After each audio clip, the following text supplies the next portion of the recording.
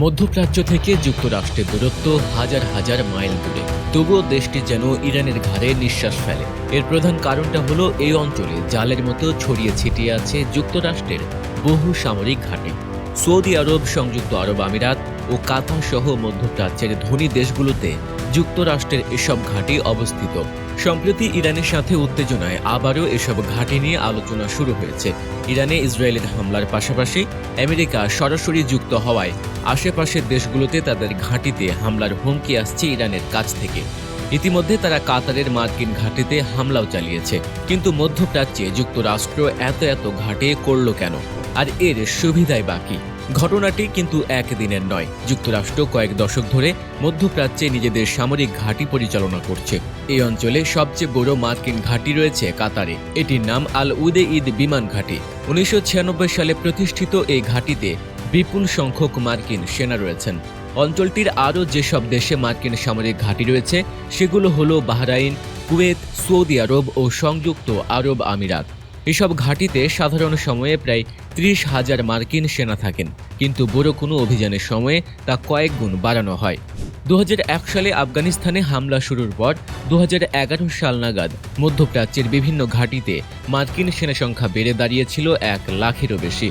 আর 2003 সালে ইরাক হামলার পর 2007 সালের মধ্যে এসব ঘাঁটিতে মার্কিন সেনা সদস্য দাঁড়িয়েছিল 1,60,000-এর বেশি। উল্লেখিত দেশগুলোর বাইরে সিরিয়া ছোট ছোট 2-1টি ঘাঁটিতে প্রায় 2,000 মার্কিন সেনা রয়েছেন, যাদের অধিকাংশই উত্তর পূর্ব সিরিয়ায় অবস্থান করছেন। ইরাকে রয়েছেন প্রায় 2,500 মার্কিন সেনা, যাদের একটি বড় অংশ থাকেন রাজধানী বাগদাদের 3য় ইউএস ইউনিয়ন বা ফরওয়ার্ড অপারেটিং বেজে। দেশ অনুসারে মার্কিন ঘাঁটিগুলোর কথা বলা হলে প্রথমে আসবে বাহরাইন। ক্ষুদ্র উপসাগরীয় এই রাজ্যে নেভাল সাপোর্ট অ্যাক্টিভিটি বাহরাইন নামে একটি স্থাপনা রয়েছে, যেখানে মার্কিন নৌবাহিনীর 5ম নৌবহর এবং মার্কিন নৌবাহিনীর সেন্ট্রাল কমান্ডের সদর দফতর অবস্থিত। বাহরাইনের গভীর সমুদ্র বন্দর সবচেয়ে বড় মার্কিন সামরিক জাহাজ, যেমন বিমানবাহী রণতরী ধারণ করতে সক্ষম। 1948 সাল থেকে মার্কিন নৌবাহিনী এই ঘাঁটি ব্যবহার করে আসছে। আগে এটি ব্রিটেনের রয়্যাল নেভি দ্বারা পরিচালিত হতো। 4টি মাইন বিরোধী জাহাজ এবং 2টি লজিস্টিক্যাল সাপোর্ট জাহাজ সহ বেশ কয়েকটি মার্কিন জাহাজের হোম পোর্ট বাহরাইনে রয়েছে। মার্কিন কোস্ট গার্ডের জাহাজও এই দেশে রয়েছে, যার মধ্যে 6টি দ্রুত প্রক্রিয়াশীল কাটারও রয়েছে। এরপর আছে ইরাক। ইরাকে যুক্তরাষ্ট্রের বিভিন্ন স্থাপনায় সৈন্য রয়েছে, যার মধ্যে আল আসাদ এবং আরবিল বিমান ঘাঁটি উল্লেখযোগ্য। ইরাকি সরকার ইরানের ঘনিষ্ঠ মিত্র, তবে তেহরানের ঘোর শত্রু যুক্তরাষ্ট্রেরও কৌশলগত অংশীদার। ইসলামিক স্টেট জিহাদি গোষ্ঠীর বিরুদ্ধে আন্তর্জাতিক জোটের অংশ হিসেবে ইরাকে প্রায় 2,500 মার্কিন সৈন্য রয়েছে। বাগদাদ এবং ওয়াশিংটন দেশ থেকে জোটের বাহিনী ধীরে ধীরে প্রত্যাহারের জন্য একটি সময়সূচিতে সম্মত হয়েছে। 2023 সালের অক্টোবরে গাজা যুদ্ধ শুরু হওয়ার পর ইরানপন্থী বাহিনীরা ইরাক ও সিরিয়ায় মার্কিন বাহিনীকে বারবার লক্ষ্যবস্তু করেছিল। তবে যুক্তরাষ্ট্র তেহরান সম্পর্কিত লক্ষ্যবস্তুতে পাল্টা বড় ধরনের হামলা চালায় এবং এরপর হামলাগুলো মূলত কমে যায়। এরপর আছে কুয়েত। কুয়েতে বেশ কয়েকটি মার্কিন ঘাঁটি রয়েছে, যার মধ্যে ক্যাম্প আরিফজান অন্যতম। এটি সেন্ট কমের মার্কিন সেনাবহরের ফরওয়ার্ড সদর দফতর। মার্কিন সেনাবাহিনীর এই দেশে পূর্ব অবস্থিত সামরিক সরঞ্জামও মজুদ রয়েছে। আলী আল সালেম বিমান ঘাঁটিতে 386তম এয়ার এক্সপেডিশনারি উইং রয়েছে, যা এই অঞ্চলের যৌথ এবং জোটবদ্ধ বাহিনীর জন্য যুদ্ধশক্তি সরবরাহের প্রধান বিমান পরিবহন কেন্দ্র এবং প্রবেশদ্বার। উপরন্তু যুক্তরাষ্ট্রের কুয়েতে MQ-9 রিপার সহ ড্রোন রয়েছে। বাদ যায়নি কাতারও। কাতারের আল উদিদ বিমান ঘাঁটিতে সেন্ট কমের ফরওয়ার্ড উপাদান, সেই সাথে এর বিমান বাহিনী এবং এই অঞ্চলের বিশেষ অভিযান বাহিনীর অংশ রয়েছে। এটিতে পর্যায়ক্রমে যুদ্ধ বিমানও থাকে।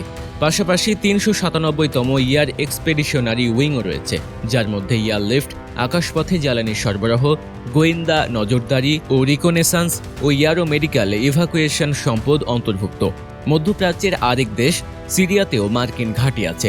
সিরিয়ার গৃহযুদ্ধ থেকে ইসলামিক স্টেট গোষ্ঠীর উত্থান এবং সিরিয়া ও প্রতিবেশী ইরাকের বিশাল অংশ দখল করার পর থেকে যুক্তরাষ্ট্র ইসলামিক স্টেট গোষ্ঠীর বিরুদ্ধে আন্তর্জাতিক প্রচেষ্টার অংশ হিসেবে সিরিয়ায় বিভিন্ন স্থাপনায় বছরের পর বছর ধরে সৈন্য উপস্থিতি বজায় রেখেছে।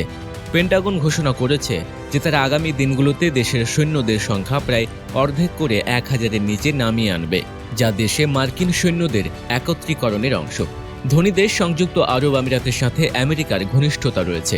সংযুক্ত আরব আমিরাতের আল ধাবরা বিমান ঘাঁটিতে মার্কিন ৩৮০তম এয়ার এক্সপেডিশনারি উইং রয়েছে, যা 10টি স্কোয়াড্রন বিমান নিয়ে গঠিত একটি বাহিনী, এবং এতে MQ-9 রিপারের মতো ড্রোনও রয়েছে।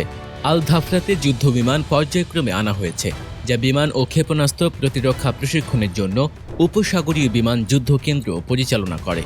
যুক্তরাষ্ট্রের সামরিক সদর দপ্তর পেন্টাগন সম্প্রতি বলেছে, মধ্যপ্রাচ্যের বিভিন্ন দেশে ট্রাম্প সামরিক শক্তি বৃদ্ধির নির্দেশ দিয়েছেন, সেই অনুযায়ী ব্যবস্থাও নেওয়া হয়েছে।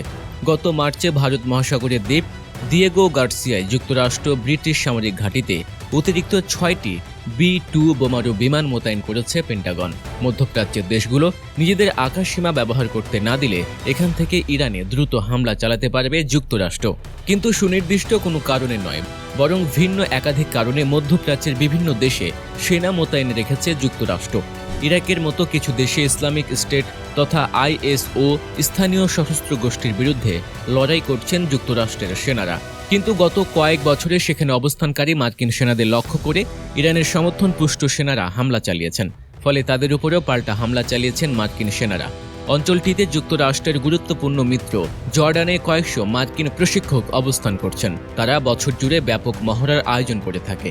কাতার ও UAE-তে মূলত দেশ দুটির নিরাপত্তা নিশ্চিত করার জন্য মার্কিন সেনা রাখা হয়েছে, তারা দেশ দুটির সেনাদের প্রশিক্ষণ দেন। দেশ দুটি মার্কিন সেনা রাখার আরেকটি উদ্দেশ্য হল অঞ্চলটির সামরিক কোনো অভিযানের প্রয়োজন হলে তাদের সহায়তা নেওয়া। ট্রাম্প গত মাসে ইয়েমেনের হুথিদের উপর বড় ধরনের বিমান হামলা চালিয়েছে। এসব বোমা হামলায় ব্যবহৃত যুদ্ধ বিমানগুলো মধ্যপ্রাচ্যের বিভিন্ন ঘাঁটি থেকে উড্ডয়ন করেছে, তবে কোন কোন দেশ থেকে এসব উড়োজাহাজ উড্ডয়ন করেছে তা প্রকাশ করা হয়নি। যুক্তরাষ্ট্রের সামরিক ঘাঁটিগুলোর নিরাপত্তা ব্যবস্থা বেশ উন্নত। ক্ষেপণাস্ত্র ও ড্রোন হামলা ঠেকানোর জন্য ঘাঁটিগুলোর আকাশ প্রতিরক্ষা ব্যবস্থা রয়েছে। কাতার, বাহরাইন, সৌদি আরব ও কুয়েতের মতো দেশের মার্কিন ঘাঁটিগুলো সাধারণত আক্রান্ত হয় না, তবে ইরান এসবের পরোয়া করছে না। অন্যদিকে ইরাক ও সিরিয়ার মার্কিন ঘাঁটিগুলো কয়েক বছর ধরে প্রায় সময় হামলার শিকার হয়ে আসছে। 2023 সালের অক্টোবরে গাজায় ইসরায়েলের হামলা শুরুর পর থেকে লোহিত সাগরের ইয়েমেন উপকূলে হুথিরা 100টিরও বেশি হামলা চালিয়েছে। যুক্তরাষ্ট্র ও অন্যান্য পশ্চিমা পণ্যবাহী ও সামরিক জাহাজে এসব হামলা চালানো হয়েছে। গাজায় ইসরায়েলের হামলা বন্ধের দাবিতে এসব হামলা চালানো হচ্ছে বলে দাবি করেছে হুথিরা হামলায় ক্ষেপণাস্ত্র ও ড্রোন ব্যবহার করে থাকে। ওই অঞ্চলের মার্কিন নৌবাহিনীর জাহাজ লক্ষ্য করে হামলাও চালিয়েছে তারা, তবে হুথিদের হামলায় কোনো মার্কিন রণতরী ক্ষতিগ্রস্ত হওয়ার খবর পাওয়া যায়নি। সব মিলিয়ে এটি বলাই যায় যে শান্তি প্রতিষ্ঠার কথা বললে মধ্যপ্রাচ্যে মার্কিনীরা ঘাঁটি বানিয়েছে, সেগুলো উল্টো অশান্তির কারণ হয়ে দাঁড়িয়েছে।